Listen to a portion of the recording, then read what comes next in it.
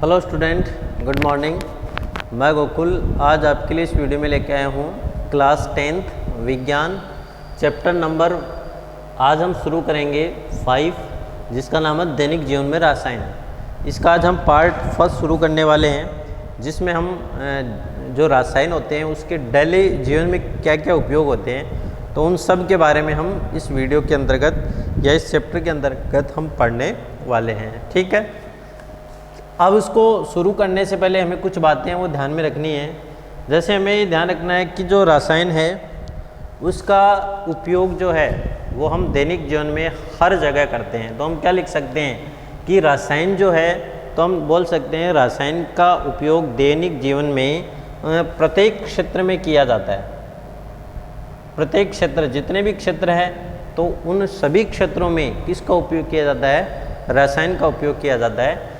Second बात हमें ध्यान में रखना है, और हमारी समस्त जैविक क्रियाओं के संचालन, जो जैविक क्रियाएं होती हैं, मेटाबॉलिक क्रियाएं होती है, जैविक क्रियाओं के संचालन के लिए भी किसका उपयोग किया जाता है? रसायनों का उपयोग किया जाता है। प्रत्येक क्षेत्र में रसायनों का उपयोग किया जाता है। जैसे साबुन, अपमार्जक, उद्योगों के रूप में यदि हम बात करें कि साबुन है, अपमार्जक, उसी के साथ जैसे घरेलू उपयोग के सामान, सीमेंट, विद्युत उपकरण है, घरेलू उपयोग के सामान, सीमेंट है, विद्युत उपकरण है। ठीक है, तो ये जितने भी भाग हैं तो उसमें किसका उपयोग किया जाता है? रसायनों का उपयोग किया जाता है। साथ ही जो कृषि क्षेत्र में काम आने वाले रसायन हैं या दवाएं जो हैं, उनमें भी किसका उपयोग किया जाता है? रसायनों का उपयोग किया जाता है। इसी प्रकार औषधि, खाद्य पदार्थों के परिरक्षक में जो औषधियाँ बनती है, और खाद्य पदार्थों के परिरक्षक के रूप में, जैसे अचार के परिरक्षक में सिरका, उसका उपयोग किया जाता है। रूप में किसका उपयोग किया जाता है? रसायन का उपयोग किया जाता है। रसायनों का यूज़ जो है वो किया जाता है। तो ये कुछ बातें हैं वो आपको इसमें ध्यान में रखने की आवश्यकता है। ठीक है, अब हम देखते हैं अम्ल, क्षारक और लवण।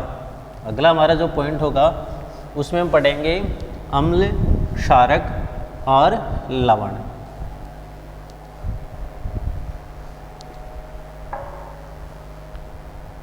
अम्ल, क्षारक व लवण, एसिड, बेस एंड साल्ट, ये क्या होते हैं?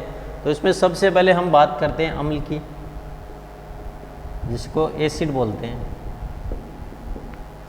अब जो अम्ल होता है ये स्वाद में खट्टे होते हैं। ध्यान रखना, एक मुख्य बातें हैं, स्वाद में खट्टे। पहली बात, अम्ल क्या होते हैं? स्वाद में खट्टे होते हैं। और इसे अंग्रेजी में क्या बोलते हैं? एसिड कहते हैं। अंग्रेजी में एसिड कहते हैं, स्वाद में खट्टे होते हैं। जो लैटिन भाषा के शब्द, ये एसिड किससे बना है? लैटिन भाषा के शब्द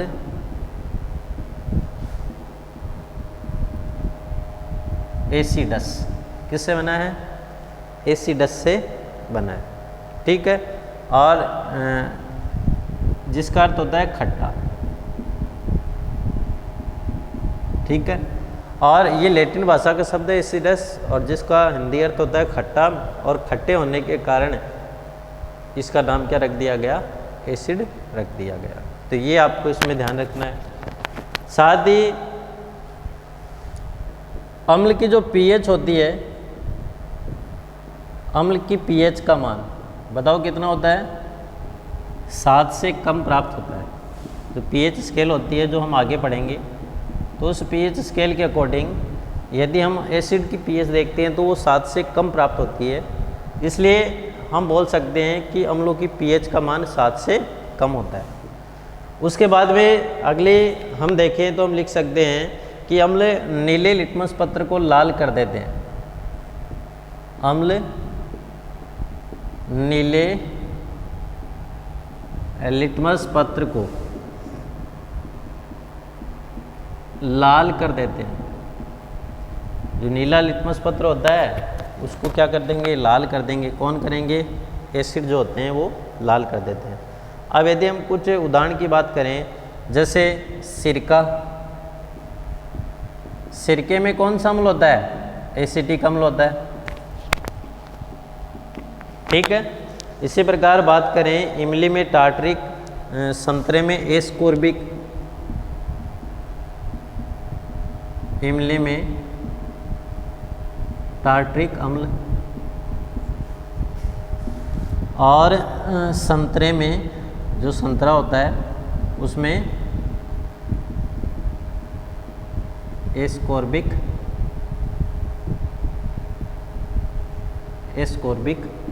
अम्ल होता है, ठीक है।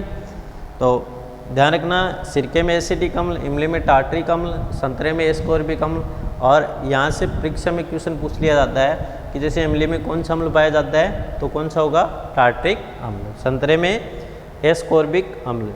इसी प्रकार जैसे लाल चींटी के डंक में, लाल चींटी के डंक में बताओ देखे, तो कौन सा अम्ल होता है, फार्मिक अम्ल। और फार्मिक अम्ल क्यों बोलते हैं, क्योंकि इसको लैटिन शब्द फार्मिका है, चींटी को लैटिन भाषा में फार्मिका बोलते हैं, और वहाँ से इस अम्ल का नाम क्या पड़ा, फार्मिक अम्ल पड़ा। इसी प्रकार जठरस जो होता है, जठरस, उस जठरस में कौन सा अम्ल होता है, हाइड्रोक्लोरिक अम्ल। कौन सा अम्ल पाया जाता है, हाइड्रोक्लोरिक अम्ल, किसमें, जठर रस में। तो ये आपको कुछ अम्ल जो है वो ध्यान में रखने की आवश्यकता है। फिर जैसे बात करें नींबू में, बताओ नींबू में कौन सा अम्ल होता है, साइट्रस अम्ल होता है या सिट्रिक अम्ल, साइट्रस अम्ल, या हम इसको बोलते हैं सिट्रिक अम्ल। तो ये कुछ अम्ल हैं वो आपको ध्यान में रखने हैं, कहाँ कहाँ किस किस में कौन कौन से अम्ल पाए जाते हैं। अब हमारा अगला पॉइंट आएगा क्षार। क्षार क्या होते हैं, एसिड हमने जाना, अब हम पढ़ेंगे क्षार के बारे में।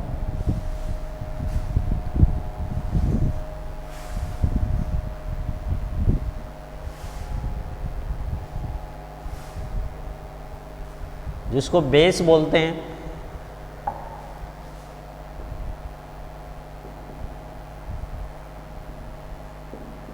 अब जस्ट अम्ल के उल्टे मानो आप, ये स्वाद में कड़वा होता है और लाल लिटमस को नीला कर देता है। कौन, क्षार। ये स्वाद में कड़वा होता है और अम्ल किसको करते थे, नीले को लाल, और ये क्या करते हैं, ये है लाल लिटमस पत्र को नीला कर देते हैं। लाल लिटमस पत्र को ये क्या कर देंगे, नीला कर देते हैं। और वो अम्ल क्या करते थे, नीले लिटमस पत्र को लाल कर देते थे, ठीक है। सेकंड इसमें आपको ध्यान रखना है, ये साबुन जैसे चिकने होते हैं। ये है साबुन जैसे चिकने होते हैं, यानी जब इनको स्पर्श करते हैं तो ये स्पर्श करने पर साबुन जैसे चिकने महसूस होते हैं। कौन, क्षारक या क्षार जिसको हम कहते हैं, ठीक है। अब कुछ उदाहरण है, जैसे सोडियम हाइड्रोक्साइड,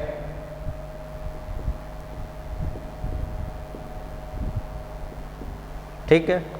उसके साथ जैसे potassium hydroxide, aluminium hydroxide, potassium hydroxide है, एल्यूमिनियम हाइड्रोक्साइड, तो सोडियम हाइड्रोक्साइड होता है NaOH, पोटेशियम हाइड्रोक्साइड होता है KOH, और एल्यूमिनियम का होता है AlOH3, एल्यूमिनियम हाइड्रोक्साइड। इसी प्रकार अमोनियम हाइड्रोक्साइड है, ये भी क्षारक है, अमोनियम हाइड्रोक्साइड। तो सूत्र क्या होता है NH4OH। तो ये कुछ क्षारक के हमने उदाहरण लिखे है, ठीक है। उसके बाद में आपको ध्यान रखना है अम्ल तथा क्षारक जल में विलयशील होते हैं। और जल में विलयशील का मतलब क्या होता है, ये जल में आसानी से घुल जाते हैं, कौन, अम्ल हो चाहे क्षारक हो।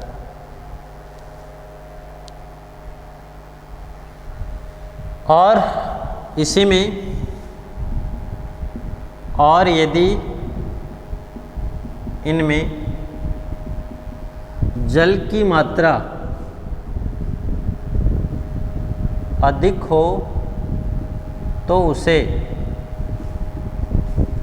तनु कहते हैं, डाइल्यूट कहते हैं, इसको डाइल्यूट के नाम से जानते हैं तनु को, ठीक है।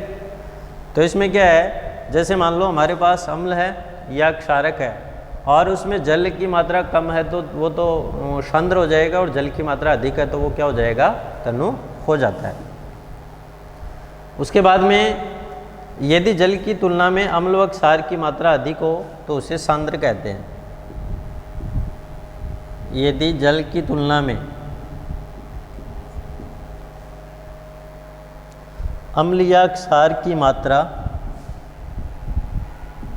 अम्ल या क्षार की मात्रा अधिक हो तो उसे किस नाम से जानते हैं, सांद्र कहते हैं। तो किस नाम से उसे बोलते हैं, उसे सांद्र बोलते हैं। और जिसमें जल की मात्रा अधिक हो उसको किस नाम से पुकारते हैं, तनु के नाम से इसको पुकारा जाता है। तो ये आपको कुछ बातें हैं वो ध्यान में रखना है।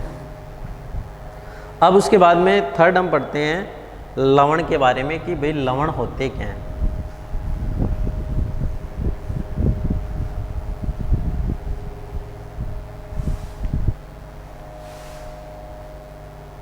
तो थर्ड जो है वो होगा लवण। अब लवण क्या होते हैं, जब हम अम्ल व क्षार को आपस में मिलाते हैं तो किसका निर्माण होता है, लवण तैयार होते हैं। हम प्रयोगशाला में भी बना सकते हैं। तो थर्ड है लवण, या हम इसको बोलते हैं साल्ट। यदि हम इसको परिभाषा करें तो हम कैसे लिख सकते हैं, अम्ल की क्षार से अभिक्रिया करवाने पर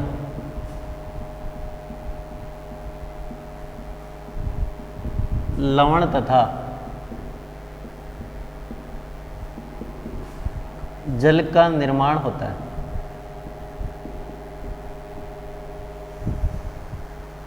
किसका निर्माण होगा, लवण तथा जल बनेंगे जब अम्ल की क्षार से अभिक्रिया करवाते हैं। तो हम क्या लिख सकते हैं, अम्ल प्लस क्षार, तो क्या बनेंगे, लवण प्लस जल। तो कोई भी अम्ल हमने देखा था HCl और क्षार हमने प्रबल ले लो NaOH, तो क्या बन जाएगा NaCl प्लस H2O। तो NaCl क्या है, लवण है, और H2O क्या है, जल है। क्षार NaOH है और अम्ल क्या है, HCl है, ठीक है। और ये जो अभिक्रिया होती है, इस अभिक्रिया को किस नाम से जानते हैं, उदासीनीकरण।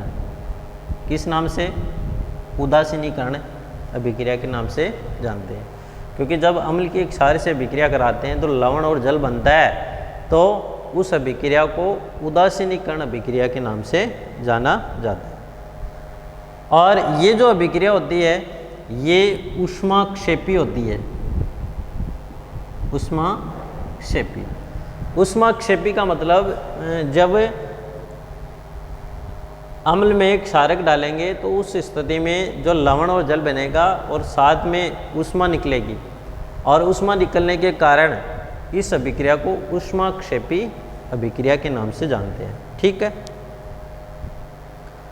उसके बाद में आपको ध्यान रखना है, यदि हम बात करें प्रबल अम्ल और प्रबल क्षार,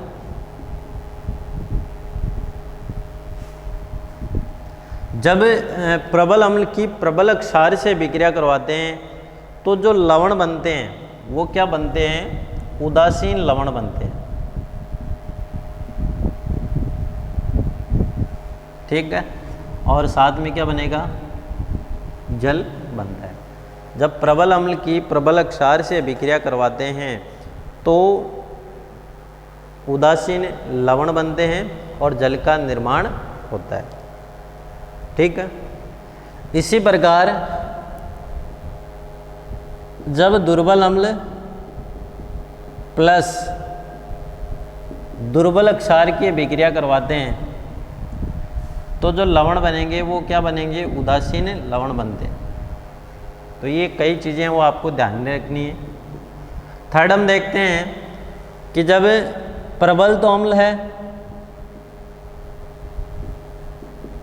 और दुर्बल क्षार है तो जो लवण बनेंगे वो कौन से लवण होंगे? अम्लीय लवण होंगे और जल बनता है। ठीक है। इसी प्रकार जब दुर्बल अम्ल और प्रबल क्षार की अभिक्रिया करवाते हैं तो जो लवण बनते हैं वो कौन से लवण होंगे? बताओ देखे। क्षारीय लवण होंगे। और क्या बनता है? जल बनता है। तो एक कई चीज़ें जो है वो आपको ध्यान में रखनी है। किस प्रकार बनते हैं वो सब हम अभिक्रियाओं से देखेंगे। सबसे पहले हमने देखा था कि प्रबल अम्ल हमने देखे थे,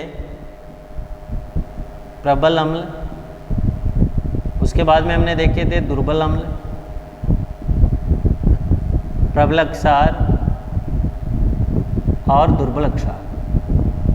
तो ये आपको एक दो इनके उदाहरण ध्यान में रखने हैं। प्रबल अम्ल है HCl है, HNO3 है, H2SO4 है। दुर्बल अम्ल है जैसे H2CO3 है, CH3COOH है। ये कुछ उदाहरण लिख लें एक दो। प्रबल क्षार है जैसे NaOH है और KOH, ये प्रबल क्षार है। दुर्बल क्षार की यदि हम बात करें तो हम लिख सकते हैं NH4OH है, CaOH2 है, ये दुर्बल क्षार है। NgOH2 है। तो बहुत सारे हैं लेकिन प्रबल वही है। अब हम बात करते हैं कि प्रबल अम्ल और प्रबल क्षार की अभिक्रिया करवाते हैं तो कोई भी प्रबल अम्ल ले लो। पहले की हम बात करते हैं HCl प्लस NaOH, तो क्या बन जाएगा? NaCl प्लस H2 पहली के लिए। सेकंड देखो दुर्बल अम्ल और दुर्बल क्षार, तो वहाँ से कोई भी दुर्बल अम्ल ले लो और दुर्बल क्षार ले लो। जैसे हमने ले लिए CH3COOH, और दुर्बल क्षार ले लो जैसे हमने ले लिया CaOH2, तो क्या बन जाएगा? CH3COOCA और प्लस क्या बन जाएगा? H2, कैल्शियम एसीटेट बन गया। इसी प्रकार जैसे थर्ड हम लेते हैं प्रबल अम्ल और दुर्बल क्षार, तो प्रबल अम्ल जैसे हमने ले लिया HCl और दुर्बल क्षार जैसे हमने ले लिया NH4OH, तो क्या बन जाएगा बताओ देखे? NH4Cl plus H2O। और ये किस प्रकृति का होगा? अम्लीय लवण होगा।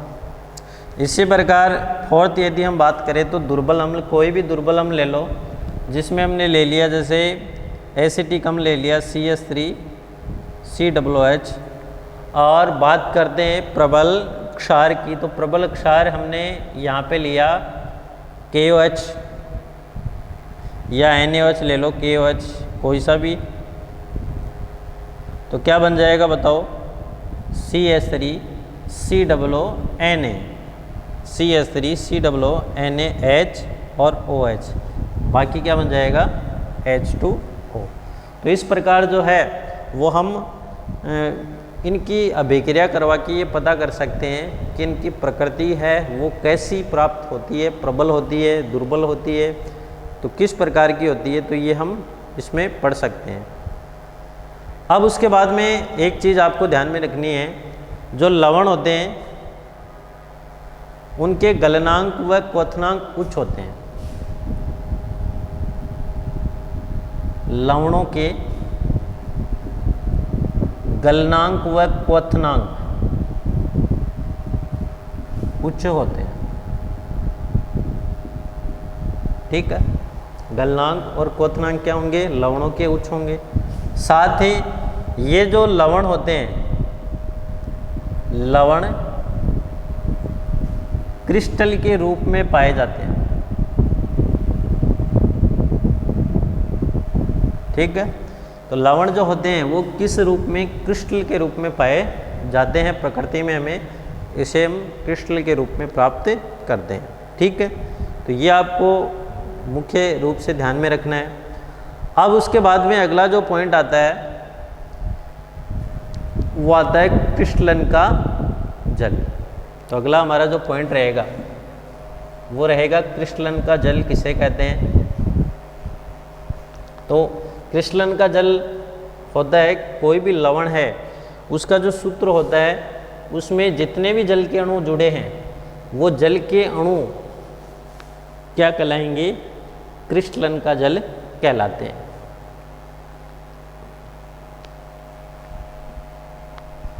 तो अगला हमारा जो पॉइंट होगा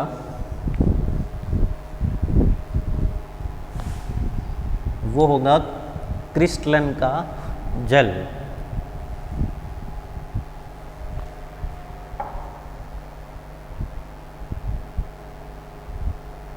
क्रिस्टलन का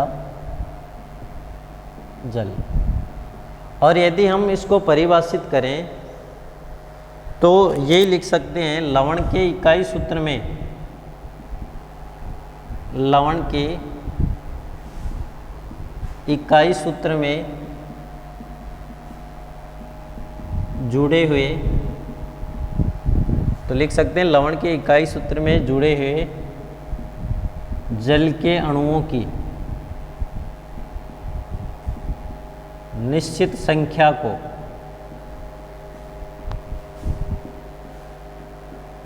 क्या बोलते हैं, क्रिस्टलन का जल कहते हैं। क्रिस्टलन का जल कहते हैं कि लवण के इकाई सूत्र में जो जुड़े हुए जल के अणु होते हैं उनकी निश्चित संख्या जो होती है उसको किस नाम से जानते हैं हम, क्रिस्टलन के जल के नाम से इसको जाना जाता है, ठीक है। अब ये देखते हैं कि भी क्रिस्टलन का जल को यदि हम उदाहरण के रूप में देखें तो हम कैसे लिख सकते हैं। जैसे बात करें उदाहरण की, Na2CO3 10H2O। अब ये सोडियम कार्बोनेट में 10 अणु किस जो जल के जुड़े हैं, ये जल क्या है, क्रिस्टलन का जल कहलाता है, ठीक है। अब जैसे कोई और उदाहरण देखते हैं, जैसे जिप्सम की बात करें, CaSO4 2H2, यहाँ पे 2H2O क्या है, क्रिस्टलन का जल है, ठीक है। और जैसे CuSO4 5H2O जिसको नीला तोता बोलते हैं, और यहाँ पे ये जल है वो भी क्या है, क्रिस्टलन का जल है। इसी प्रकार जैसे हम बोलते हैं K2SO4 Al2SO4 होल 3 24 H2, यही तो है। तो ये एलम है, एलम या हम इसको बोलते हैं फिटकरी। अब इसमें बताओ 24 H2O क्या है, क्रिस्टलन का जल होता है। 24 H2O यहाँ पे क्या है, क्रिस्टलन का जल। तो इस प्रकार जो है वो हम क्या बोल सकते हैं, लवण के किसी भी लवण के इकाई सूत्र में निश्चित जो जल के अणु जुड़े रहते हैं, इन जल के अणुओं की संख्या को क्रिस्टलन का जल कहते हैं। तो इस प्रकार जो है वो आज के इस वीडियो के अंतर्गत हमने दैनिक जीवन में रसायन के अंतर्गत हमने अम्ल, क्षार और लवण और उसके साथ क्रिस्टलन के जल के बारे में अध्ययन किया। अब आगे हम अम्ल और क्षारों से संबंधित कुछ परिभाषाएं जो मुख्य वैज्ञानिकों ने दी उसके बारे में हम चर्चा करेंगे।